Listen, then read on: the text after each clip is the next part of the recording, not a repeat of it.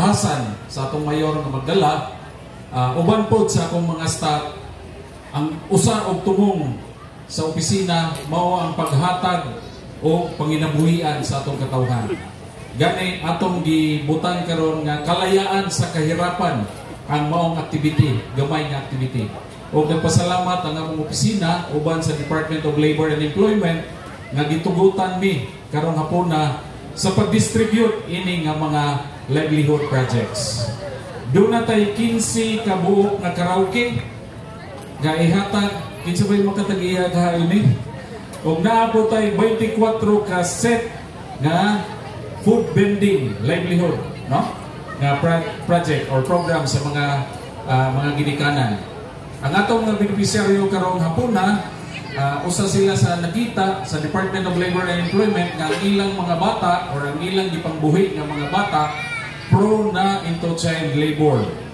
So nang hinaot mi nga kamo nga makadawat, ang kita ini dili inyo kundi para sa mga bata aron mopadayon pag-eskwela.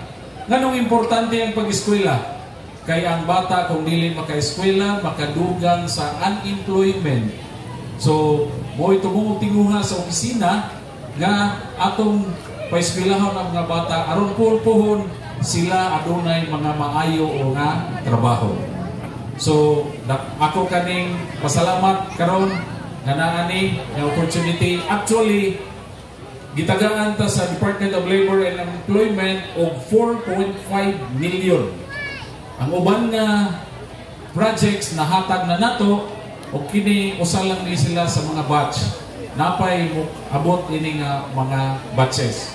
O magpasalamat po ko sa uban nga naninda kay some of the kaning niapil sa atong kadiwa mga recipients po ni sa livelihood program sa Department of Labor and Employment in partnership sa atong local government unit. So tumungyo kayo ang mga paglantaw sa pag-angat sa Ilongosnon ni Mayor Lenlen Villahermosa sa pinaagi sa pagpaghatag sa nagkalain-lain na livelihood projects. So di na lang ko tason, daghan kayong salamat o nanghinaot ko nga ang tulo kaadlaw nga selebrasyon sa atong 127th Philippine Day celebration magmagugahon o magmalampuson. Thank you o mayong hapon na tanan. Angat ka, Ilongosnon.